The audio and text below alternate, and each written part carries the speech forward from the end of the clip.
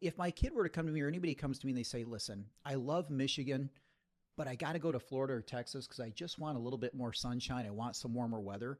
I can rationalize that. I can understand that. What I can't rationalize is the fact that Ohio and Indiana are kicking our butts right now, and people are leaving for Indiana and Ohio. West Virginia is kicking our butt. Mississippi is kicking our butt. I don't know of a state that's not ultimately kicking our butt when you start to break down business environment, the educational environment, and when you start to really look at the details of two additional areas. One, how our government functions, and two, the safety and security of the people in our great state of Michigan.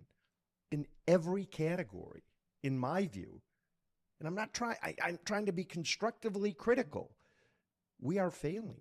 There is something better. And I've said this before, Lansing continues to feed the people of Michigan scraps, and they call it filet mignon. And the people have started to believe that scraps are filet mignon. I mean, it pisses me off, frankly.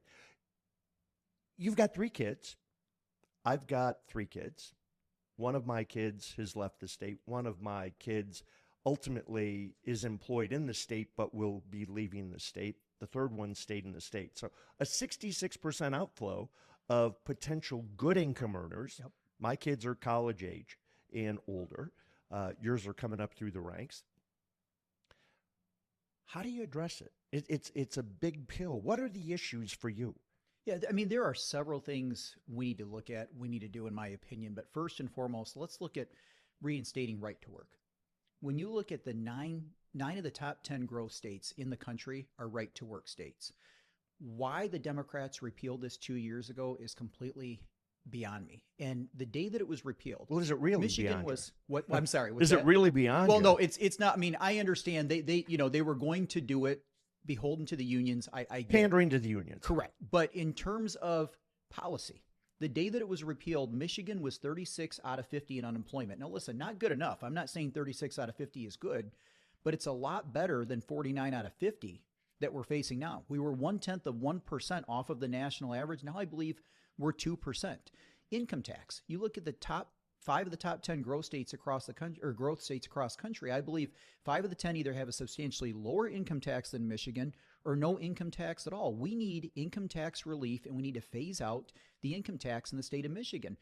I'm sorry, go there. I don't want to. No, that's great, everything you said. There's a lot to unload because Michigan's on fire, obviously. We can go on and on about and I could go for 40 minutes on issues, so please cut me off when, when you got a question. You're good. There's a lot of interrupting. Yeah, you got it. No, do it, please. I mean, because we have to air these things out, because a lot of times what you get with some Republican candidates is just talking points. They're just giving talking points. Where's a strategy to fix it? So obviously there is a petition, and I don't know if they're going to get enough signatures right now with the property tax with Carla Wagner.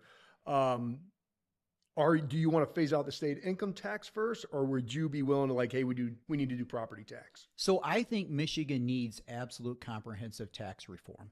Okay. And I think we need to hit both at the same time. Now, we're likely not going to be able to phase both of them out.